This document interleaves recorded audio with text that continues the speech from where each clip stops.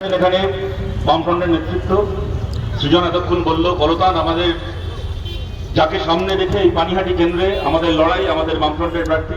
আপনারা যারা এখানে আছেন, আমার গুরুজনেরা, আমার ভাইয়েরা, বোনেরা, বন্ধুরা, গোটাই রাস্তা মিছিলের স্লোগানে আমরা যে কথা বলেছি তার থেকে বেশি কথা এখানে মাইকে দাঁড়িয়ে বলার সুযোগ নেই। আমি খুব দীর্ঘ কথার মধ্যেও যাচ্ছি না।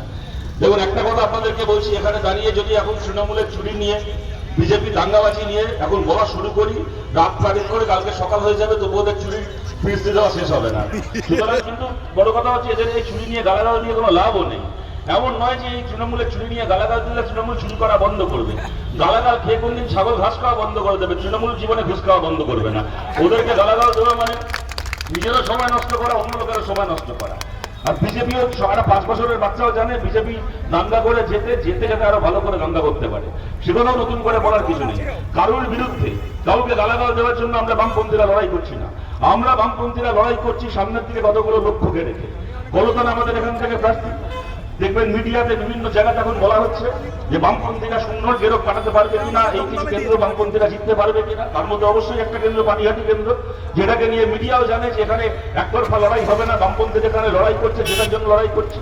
কিন্তু আমরা পরিষ্কার এখানে বলছি, আমাদের লক্ষ্য এমন সংখ্যক বামপন্থী বিধায়ক, এমন সংখ্যক বামফ্রন্টের বিধায়ককে যেন আমরা বিধানসভায় পাঠাতে পারি, যাতে সামনের 5 বছর বামপন্থীদেরকে বাদ দিয়ে পশ্চিমবাংলার রাজনীতি চলতে না পারে।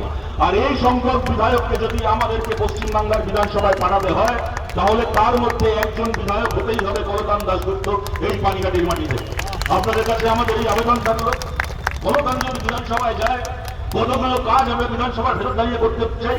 যদি আমরা সরকার তৈরি করি, বা যদি আমাদেরকে সরকারকে বাইরে থেকে কোনো সমর্থন করতে হয়, কি সংখ্যা দাঁড়াবে আমরা জানি না, আমরা এখানে দাঁড়িয়ে কোনো ভবিষ্যৎবাণী করছি না। বা যদি বিরোধী আসনে আমাদেরকে বসতে হয়, কতগুলো কথা আমরা বিধানসভার ভেতরে গিয়ে বলতে চাই, কতগুলো কাজ আমরা হাতে কলমে করতে চাই। কলতান যে কথাগুলো বলার জন্য বিধানসভায় যাবে, যদি আপনারা আশীর্বাদ করে ওকে বিধানসভায় পাঠান, ওর প্রথম কথা হবে বিধানসভার ভেতর গিয়ে গোটা পশ্চিমবাংলার যত কন্ট্রাকচুয়াল চাকরি আছে, সরকারি, আধা সরকারি, মিউনিসিপ্যালিটি, পঞ্চায়েতে যত কন্ট্রাকচুয়াল চাকরি আছে, সমস্ত কন্ট্রাকচুয়াল চাকরিকে 1 বছরের মধ্যে পার্মানেন্ট করা। পশ্চিমবাংলার যত প্রকল্প শ্রমিক আছেন, স্কুলে প্যারা টিচারের কাজ করছেন, পুলিশে সিভিক ভলান্টিয়ারের কাজ করছেন, আমাদের যে ভাই বোনেরা, অনেকে শিক্ষাবন্ধুর কাজ করছেন, অনেকে আরো বিভিন্ন আশা অঙ্গনবাড়ির কাজ করছেন, মিড ডে মিলের কাজ করছেন, আমাদের যে বোনেরা, যে মায়েরা, প্রত্যেকের অন্ততপক্ষে মাসে 22,000 টাকা মাইনে বামপন্থীরা চালু করবে। যে কাজ আমরা কেরালায় করেছি, সেই কাজ আমরা পশ্চিমবাংলায় করতে চাই। আমাদের প্রথম লড়াই। আমাদের দ্বিতীয় কথা, এবং তৃণমূলের চুরি নিয়ে ঘন্টার পর ঘন্টা বলে যাওয়া যায়। আমি আগেই বললাম, এখানকার এমএলএ ওর ভাইয়ের বউকে, ওর থেকে ভাইয়ের ছেলের বউকে না, কাকে একটা নিজের বৌমাকে, চুরি ছেলের বউকে, ভাইয়ের ছেলের বউকে, ভাইপোর বৌমা, ভাইপোর বউকে। আর শুধু ভাইপো কথাটা মুখ থেকে জট করে বেরোয় না। পশ্চিমবাংলায় না আগে এগুলো খুব আদরের সম্বোধন ছিল, পিসি, ভাইপো। এখন পশ্চিমবাংলায়